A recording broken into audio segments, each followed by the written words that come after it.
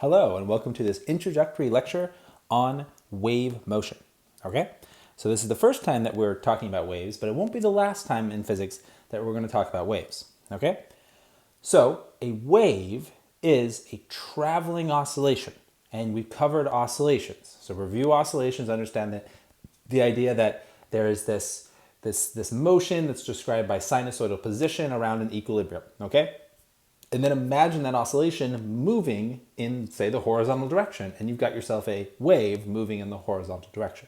Okay, so that's what we're talking about with waves, just traveling oscillations, which is why they're included in the same chapter as oscillations. Okay, so we're going to talk about a couple types of waves and some other key terms related to waves. So let's get to that. So first, we have a transverse wave. So this is a wave with a displacement from equilibrium that is perpendicular to the wave velocity. Okay, so if the wave velocity is this way, then the displacement would be this way, like y. Okay, so this is a wave that looks like this, like a wave on a string. Okay, also ocean waves and light, though it's a bit more complicated, but they're all considered transverse waves because they all have displacements that are perpendicular to the direction of motion of the wave. On the other hand, there's another important type of wave, which is a longitudinal wave. And a longitudinal wave has a displacement from equilibrium that is parallel to wave velocity. Okay? And the key example of that, there's only really one, which is sound waves, or just generally a pressure wave, because a sound wave is a type of pressure waves. Because what happens with this is like you can think of the wave as being a series of, kind of compressions of gas and then rarefications of gas. Like, see? So you could think of these as the peaks when the gas is most rarefied, and then a trough where it is most densely packed, or vice versa for that matter. But the idea is that the variation is actually parallel to the motion of the wave. Okay? So it's definitely different, more difficult to visualize, but it's the only way that a wave can propagate through a fluid. Okay? Now you might think, oh, well, ocean waves are fluid, but they're at the interface of it's a fluid interface. So within a body of a fluid, you can only propagate a wave as a pressure wave. At a fluid interface, then you can have a gravitational restoring force, and you can create a transverse wave. Okay, all right. So we'll talk more about sound waves in the next chapter. There's a whole chapter dedicated to sound waves. So some other key ideas: wave velocity. Okay, so this is the idea of wave velocity, right? So this would be one wave, right? Maybe we would call this a wave pulse if it's literally just one complete sine curve like this. Or it might continue, right? Maybe this is just a representation and it just keeps going forever and we're just zoomed in on one piece of it. But then we look, okay? We have the wavelength, okay? So the wavelength, lambda, is the distance to go from one point on the wave to the wave starts. Again, basically you get back to the repeating form of the wave. And then we've got the amplitude of the wave. Then we have this idea that we have maximum velocity, minimum velocity. Okay? Well, these are the velocities of the string itself, or you can think of any particle of the string, because you could break the string, a continuous object, into little infinitesimally small little particles, and they do have motion, and their motion is entirely horizontal. So any individual piece of the string is just moving up and down. And when it passes through equilibrium, it would have maximum velocity. When it reaches a peak or a trough, that little piece of mass of the string would be momentarily at rest. Because after all, it's an oscillator. Every little piece is an oscillator and is behaving like an oscillator, okay, like an independent oscillator. But together, they propagate the signal that is the wave. So the wave moves along the string, but it doesn't actually move the string in the direction of the wave, if we are thinking this as a string. Because think about it, if this was a guitar string and it was attached to both ends, clearly the string doesn't move because that would pull on the attachment points. The wave travels along the string without moving the string with it. Waves do not carry the medium through which they travel with them. They just travel through the medium, okay? Okay. Even in the case of a longitudinal wave, the motion is just sloshing back and forth. There's no net motion of the actual, air. If you're thinking of a sound wave in air, there's no net motion of the air. It's just being pushed back and forth, okay? All right. So that's wave velocity. It's the speed of the wave through a medium. A medium is just a term like it's a fluid or a solid or it's along a string, whatever it may be. Okay, and is defined as wavelength multiplied by frequency. Okay, that's the big equation form of wave velocity. We'll see it again right down there in key formulas. Okay, For the velocity v is wavelength lambda times frequency. Wavelength is measured in meters, and it's the length of the wave. That's our next key term as well. Okay, it's the distance between any two repeating parts of the wave. Right, because this is one part of the wave, and to get to the exact same point, I have to do a complete sine curve to get back there. That would be one wavelength. Okay. Then there's something called the wave number, and this is a measure of radians per meter. Okay, so whereas this one is meters per complete repetition, this one is radians per meter. Okay, and it's equal to 2 pi divided by the wavelength. All right, that's the wave number. All right, so let's look at our key players for considering how to quantify waves. All right, so we've got wave velocity measured in meters per second. We've got wavelength, that's just the length of the wave measured in meters. We got the frequency, this is the same as the frequency of an oscillator, measured in hertz. All right, and then we have angular frequency, just like with an oscillator, which is radians per second. And here, angular frequency is still 2 pi times frequency, so that relationship still holds. All right, and then we also have angular wave number, which is radians per meter. All right, so the wave number is technically also called the angular wave number. Notice there's no period, because it doesn't, although we could think about the period of repetition of the wave, we mostly don't. We mostly just care about its frequency, its wavelength, its velocity, and sometimes its wave number. Okay? And then we have this formula. What is this? It's got tension, it's got a mu in it. What is it? Well, it's one particular situation, and it's one that we can kind of easily simplify and quantify, so it's going to be one of the examples we're going to see, which is wave velocity on a string. And because in that case, what's interesting about it is the wave velocity in the string is dependent entirely on a couple physical parameters of the string. The tension in the string and the linear density of the string. So it's a nice simple system to deal with. Okay? So that's the tension in the string and the linear density. Linear density is mass per meter. So if you have a string that's a meter long and weighs a gram, then your linear density would be 1 gram per meter, or 1,000th of a kilogram per meter. Right? That'd be your linear density. Right? Natural way to talk about basically how thick your string is, or what it's made out of. Okay? All right, so that's it for kind of the basic parameters of a wave.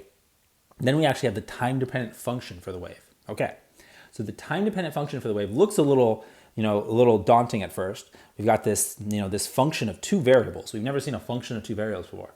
But in practicality, the way we're going to use this is we're just going to plug in particular values of x and t. That's the most you'll be asked to do. Okay? All right, so this is the wave function, which is a function of position and time. So for example, if you want to know where a wave is located, or rather, let me phrase this differently. If you want to know the vertical displacement of a transverse wave at a particular location in time, then you would just use this function and plug in your particular position and time. Okay? And you can express it this way in terms of 2 pi lambda multiplied by x minus the velocity times t. Or you can distribute in the 2 pi over lambda, because 2 pi lambda, right, is equal to the wave number, okay? So it just becomes the wave number. And then furthermore, omega is just 2 pi v over lambda, okay? All right, so this is the reason you'd want to do that is that this is a much cleaner expression. You get kx minus omega t, basically the position part of the function and the time part of the function. Okay, all right, let's get to our practice examples. All right, so we got 3 types. So we're going to look at simple problems that relate the velocity of a wave to its wavelength, frequency, and wave number. Okay, so just kind of simply working with the definitions, a little bit of, just maybe moving some values around algebraically. Not too much to it. Then we have type 2, problems that involve the velocity of a wave on a string or cable or wire, whatever you want to call it, with a specific tension and linear mass density, and Newton's second law may be needed to be used to find the tension. And I included one example where you got to do a pretty robust, kind of free body diagram to find the tension. But that's just, kind of an example that you might need to find the tension first. You might not be given it. Okay. And then type 3, problems that involve finding the displacement of a transverse wave at a specific position and time using the wave function. Okay. All right. So let's look at the first one. Example 1. Excuse me. Okay. An ocean wave has a distance between crests of 2.6 meters. Okay. And it takes 2.11 seconds from a seagull floating, let's see, so seagull, lost my place here. floating on the water to be seen to go from a peak to a trough, a vertical distance of 3.25 meters. Okay, so it's kind of interesting. We have to interpret that information, right? How do we relate that to the quantities of a wave, like wave number and wave, well, more like wavelength and frequency? Okay, let's see. Okay, so we definitely need the velocity of this wave because we're asked, by the way, how long will it take this wave to travel from the seagull to the shore, which is about 1.5 kilometers away? Well, let's see. We know that the distance between crests is equal to the wavelength. Okay, so if I went from crest to crest, this right here is none other than lambda, the wavelength, okay? Because I've gotten back to a repeating part of the waveform. Also, I know that the frequency is 1 over the period. And we're told that it takes 2.11 seconds to go from a crest to a trough.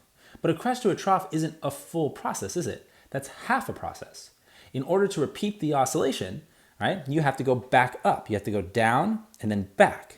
And if it takes 2.1 seconds for the seagull to go from the top to the bottom, then it takes twice as long to do the whole period.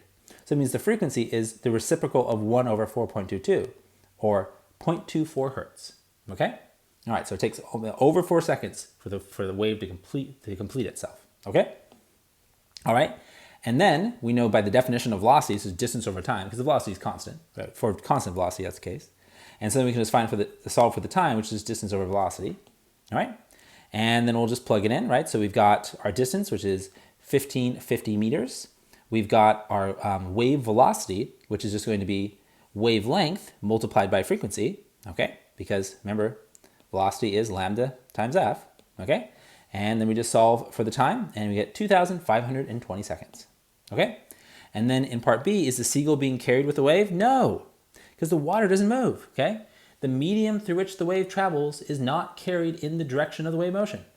Okay? It's just there to propagate the mechanical process that is the wave. Okay? Or in the case of light, it's just a vacuum through which the changing electromagnetic fields can travel. Okay? Because they're self-propagating. But the medium is never carried with the wave. All right, so let's do a quick concept check here. Make sure we can label everything in this figure. All right, so the vertical axis in this figure below is time, okay? Label each of the letters showing the quantities of the wave. And actually this should say horizontal. I see what happened. So this should say horizontal axis, which is why that word is in the wrong place. Yeah, so both of these should say horizontal, okay? Just a weird typo. So the horizontal axis here is time, which is correctly shown right there, okay? So if that's the case, then we should express this wave all in terms of time parameters. And I'll clarify how we can do that, okay? But first of all, let's go through and just label everything. All right, so first of all, we've got D is the amplitude. This is the distance from equilibrium to, in this case, bottom of a trough. B is twice the amplitude, because that would be trough to crest, so that's 2 times the amplitude. The distance here from crest to crest is the period, because remember the axis is time. E is half of a period, so it's T over 2, and C is also half a period. See, it's half a full oscillation, right? Okay, all right, so that's expressing the wave as a function of time. All right, now our horizontal axis in the figure below is distance. As you can see, it's x. Well, that means that some things will change and some things will remain the same. Well, what do I mean by that? Well, amplitude is still the same because everything in the vertical direction is still vertical displacement. Y is still y, okay? But now that our horizontal axis is distance or position rather than time, now this crest to crest length is the wavelength. And E is half a wavelength and C is half a wavelength. So you really see that waves can be expressed as a function of time or position. They have that inherent nature, okay? And the way I always think about it is if we're looking at them as a function of time, then we're staying fixed in place and we're just recording a video of the wave. It'd be like looking at a string that you can like visualize. You can like visualize the wave pulse traveling down the string or string, and you're recording it with some high-speed video or something, right? And you're just looking at the video, but you're staying fixed in place. The other hand, x, this one, the wave is position of x, that's a picture. In this case, you take one picture of the wave at maybe a wider angle, so you can see the whole, the whole wave instead of over time, over position, and then it's one fixed time because the picture, unlike the video, obviously doesn't change over time. Okay, so that's kind of like that. That's what it means to look at the wave in terms of time, or position. Okay, so let's do a problem where we're going to actually find the velocity of a wave on a string. So a suspension bridge contains a taut steel cable that runs a distance of 98.4 meters between struts and has a tension of 1,840 newtons. The cable has a diameter of 8.42 centimeters. A vibrational wave is started on one end of the cable and observed to take 16.1 seconds to get to the other end. What is the linear density mass per length of the cable? So that's interesting, because usually we're given that. That's a problem that often you're saying, okay, well, here are the parameters of the string, right? But in this case, we're actually going to use an experiment to find the parameters of the string, and that's a totally valid way of doing it, right? That's a reasonable way to maybe after you want to see if this maybe the cable's degraded or something. Well, then you could retest its density this way. Okay. So here's the idea, right? Here are the two struts, right? There's gonna be some tension between them. There's gonna be a wave with a certain wave velocity. The distance is 98.4 meters. 98.4 meters. If we zoom in, that's what's represented here in green. If we zoom in and look at the side, we have a circular cable and it has a diameter given as such. Okay. And here are the other things we know: tension and time. So what do we need to do? Well, we need to find the wave velocity. All right. And we know that wave velocity is equal always to lambda times f. And for specifically on a string, it's equal to the square root of tension over linear density. All right. And so then we can set these two things equal to each other. All right. And actually, we're going to take the definition of velocity and just set it equal to the definition or the expression formula for a wave velocity on a string. Okay. And then we're going to go ahead and square both sides, which is done here. And then you guessed it, solve for the linear density, okay? Because we know the tension, we know the time it takes, and we know the length of the cable. All right, so we plug in everything that we know, and we find the linear density to be 49.3 kilograms per meter. Okay, excellent. All right, in part B, what is the total mass of the cable? Okay, well, we were given its diameter after all, and so that means we can find its total volume. If we find its total volume, then we can find its total mass, all right? So the total mass is just gonna be the linear density times length, all right? Which is then just going to be 49.3 kilograms per meter times that many meters and 4,850 kilograms. Okay, and then what is the volumetric density? Okay, well, the volumetric density is going to be mass over volume. Okay, well, we already know the mass, and here is the formula for the volume of a cylinder. Because after all, this is just a really long cylinder. Pi r squared, expressed here as the diameter over 2, right? Because pi r squared, right? Times length, that's the formula for the volume of a cylinder. Okay, okay. And then we get a volumetric density, once you plug in our numbers, of 8,850 kilograms per cubic meter, which would be typical for metals. Okay, about 9 times denser than water. Okay, so now let's think about how when we change some of the parameters that we could change for a string, like tension and mass and length and so on, how that's going to affect the speed of a wave. Okay, so in question 3, we're just going to kind of look at the trends of the formula. So a wave pulse, because it's a concept question, a wave pulse travels along a string at a speed of 200 centimeters per second. What will the new speed be if the string's tension is doubled? Okay, so what happens if you double it, right? And we could think of this as just being some number v, right? Some variable v, but I express it as a particular number just for clarity. Okay, so by definition, this is the velocity of a wave on a string, as we know, okay? And so then the new velocity of a wave on a string is, in this case, is going to have twice the tension. Okay, which means it's not going to be twice as fast because the 2 is inside, right? So that means I pull the 2 outside, well, not outside of the square root, but I separate it. So I have a root 2 in front, and then I have this expression, the square root of the tension over the linear density. But of course, we know this is equal to the original velocity. So then I can replace it with the original velocity, and that tells me that my new velocity is root 2 times faster than the original velocity. And in this case, specifically, it is root 2 times 2, because 200 centimeters, of course, 2 meters. And that means it's going 2.83 meters per second. So it's definitely not twice as fast. It's root 2 times as fast if you double the tension. Okay, so it does go up, but it's not a direct proportionality. Okay, so the string's mass, at least not linear, the string's mass is quadrupled, but its length is unchanged. So how would that affect things? Okay, so in this case, notice what I do. I'm just going to deal with the denominator, which is the linear density. Linear density can be rewritten as mass per length. And that means I can then adjust either of these variables, m or l. In this case, I have 4 times the m, but an unchanged l.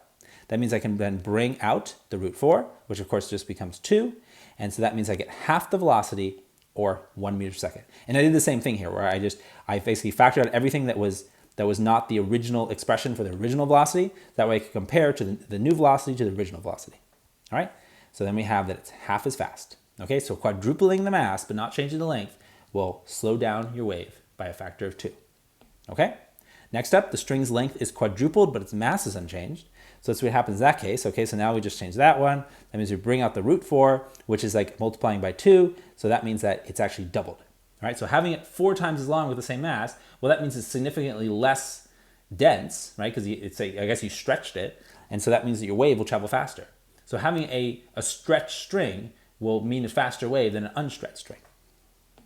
And then finally, the string's mass and length are both quadrupled. Well, you can guess the effects cancel out, and the velocity remains the same.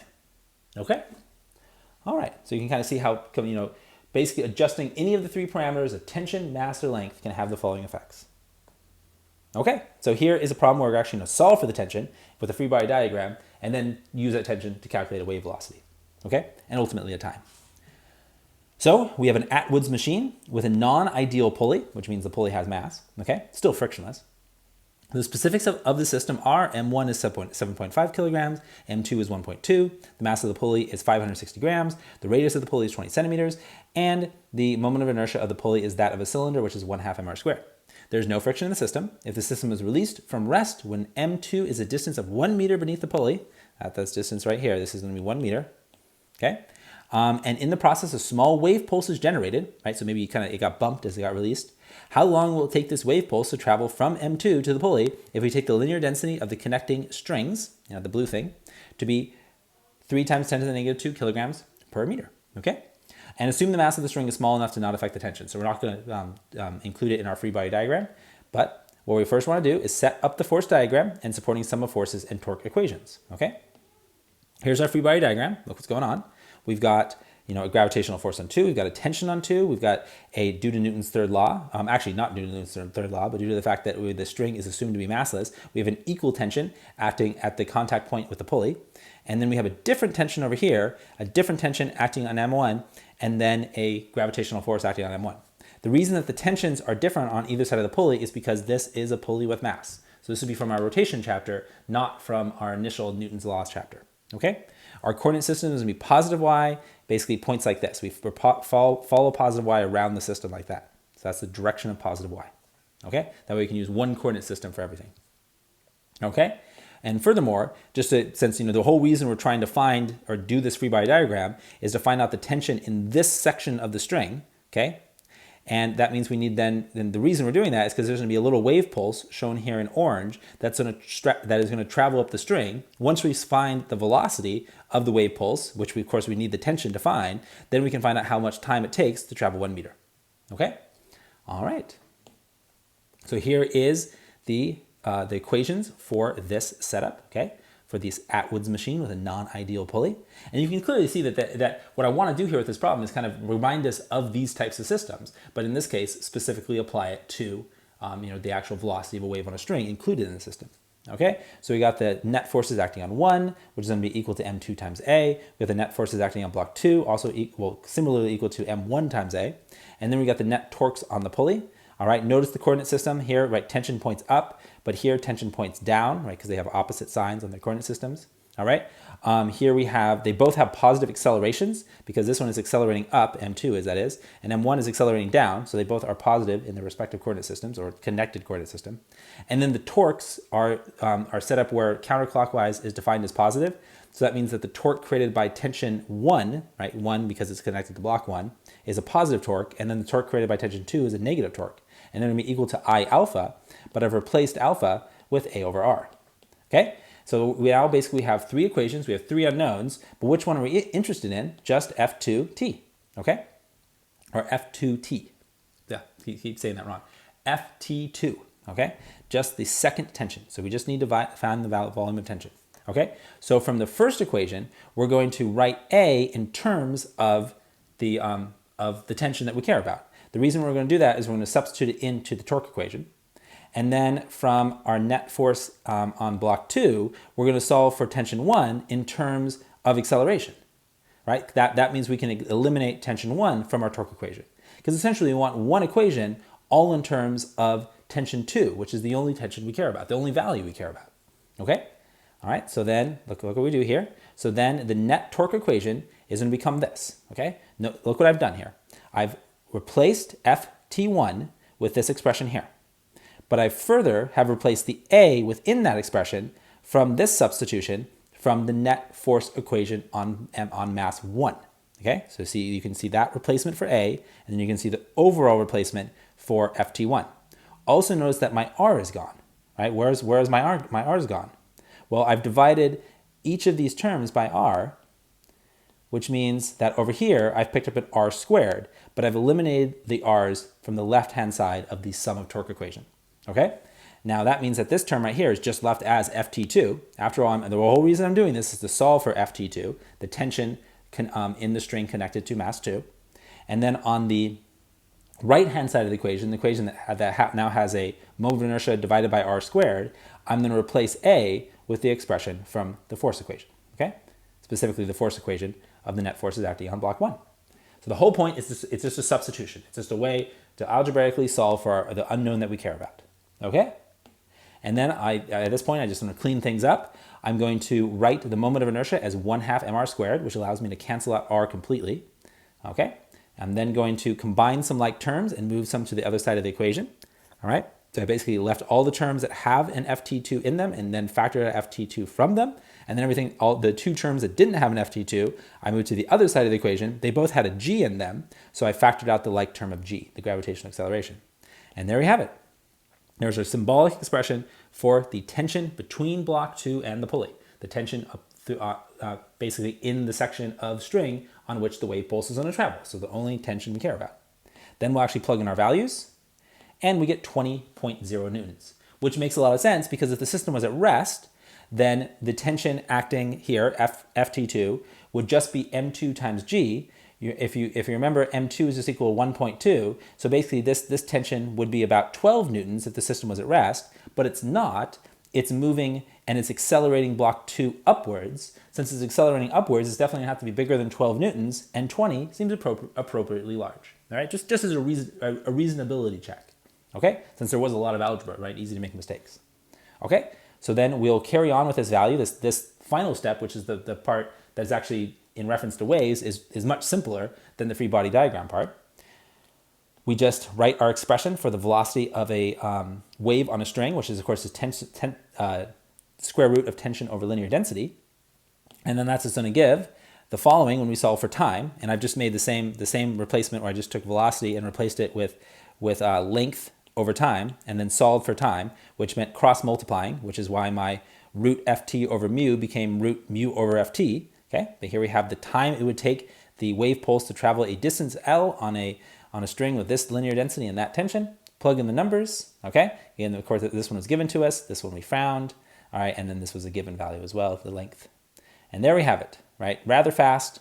We get 38.7 milliseconds or 0.0387 seconds, okay? Good. Which means the block probably would not have moved much by the time the wave pulse made it to the pulley, right? Neither block would have. All right, looks good. Okay, last two examples. These are the ones where we're just going to be using the wave function. Again, basically just a matter of plugging in the numbers into the wave function. So a continuous transverse wave of wavelength lambda equals 149 micrometers, that's a millionth of a meter, is being produced and traveling in the positive x direction at a speed of 3.12 kilometers per second, so fast wave. If the y displacement of the wave is defined as amplitude at t equals 0, all right, so just a kind of a general expression, and x equals 0. So when we start our position coordinate system and our time coordinate system, where we say that we start with y equals a, that's important because remember, that's cosine, right? Remember, cosine has the form that it starts at y equals a, right? It starts at amplitude, unlike sine that starts at 0. All right, then what will be the vertical displacement of the wave 200 milliseconds later and at a position of 1.346 million meters, give the answer as a fraction, or as a fraction of amplitude a, okay? I should say fraction, not faction. All right, so start with the wave function. All right, so here it is. There's the form of the wave function. And look, I've already plugged in our numbers. So I've plugged in lambda, all right? And I've plugged in here, I've plugged in velocity, okay? Because we're given lambda and we're given velocity, so we're ready to go with this form of the wave function. And so then it's simply a matter of evaluating it at those times. All right. And so basically at that, well, the time and position. So I plug in my 1.34 million meters for X. I plug in my 200 milliseconds for T right there. All right. And then I just put it all in the calculator and I get negative 0.84A, because this was all in terms of A. Give the answer, right, as a fraction of the amplitude A. So this tells us that at this particular position and time, the wave is nearly a trough, right? Because it's nearly at like negative A, right? Because again, if we consider it like this, right, this is positive A, and down here is negative A. So we're right about there. Okay? All right, looks good. Do it one more time. So two people take a long spool of string with a total mass of 4.18 kilograms and a length of 435 meters and hold it taut horizontally between them with a tension of 324 newtons. If then, at t equals 0, one person raises their hand 4 centimeters and begins to shake their hand up and down at a rate of 2.46 hertz, then what will be the vertical displacement of the string 22 seconds later and halfway between the two people? So again, we're going to use the wave function. We're given a particular time and location, all right? So we just got to make sure we can able to find the values that we need, like lambda and velocity and so on. Okay, so let's think of what we know. So first we need to find the linear density of the string, because we were given its mass and its length. Okay, so the first thing I'm going to do is just use the definition of linear density as mass over length and find out that it's basically 9.61 grams per meter, but I want to keep it in standard units, so it would be 9.61 times 10 to the negative 3 kilograms per meter. Okay, and then here is our wave velocity. Okay, I'll go ahead then and plug in what we know, because we already know the tension and we just calculated the linear density. So we can find the wave velocity, and we get 184 meters per second, so fast wave, right? And then we're going to find angular wave number and frequency. Why? Because I want to use the form of the velocity, or of the displacement of the wave, this one, where it's going to be amplitude times cosine of kx minus omega t, right? I want to use that form this time. And we're kind of set up to find those things, because we'd have to do an extra step to find lambda anyway, so we might as well just find omega while we're at it. Okay, so we're going to find omega, which is just 2 pi times f. We were given f, which is 2.46 hertz. So then our angular frequency is 15.5 radians per second, whereas this was 2.46 oscillations per second. And then we'll go ahead and find the wave number, which is just angular frequency divided by velocity, or 15.5 divided by 184 meters per second. Okay, 15.5 radians per second divided by 184 meters per second. And that gives us 0.084 radians per meter. Okay, so you might be like, wait, why is the wave number omega over v, right? Well, it all goes back. I'm going to flip back to the key equations here. It goes back to these are all related. So if the velocity is omega over the wave number, then I can cross multiply, right? Just multiply both sides by k, and then divide both sides by v, and I get that k is just omega over v. Okay? Okay, so now we're all set to plug it into the function, right? We're going to use this version of the wave function. All right, plug in our amplitude, all right, because we were given an amplitude of 4 centimeters. Okay, so there it is. Okay, finally shows up. And then we'll plug in our particular distance, 217 meters. Where does that come from? Well, that's half of 435. That's the position, right? Because we're calling one person the x equals 0 point, so halfway in between is just going to be half of the overall length of the string. Okay, so that's our x. And then we're told 22 seconds, so that's why it's plugged in t equals 22 seconds. All right, and there we have it. There is our particular displacement. It's on its way to being a crest, but basically it's actually it's closer to equilibrium than anything, right? Because it's 1 centimeter above equilibrium, and it's about 3 centimeters short of being a crest, right? But it's positive, which means it's above equilibrium, not below. So we've found the particular displacement of the string at that particular position and time. All right, but at any other position and time, it'd be different. Okay. All right. Well, there you have it. An introduction to waves, working with them, and I'll say it again, that this really is an establishing kind of the ground rules of waves. Waves come up a lot. We're going to see them again with sound. You'll see them certainly with electricity and magnetism. So this is just the beginning of a much broader discussion. Well, I hope this lecture has been interesting and informative. Thank you so much for watching.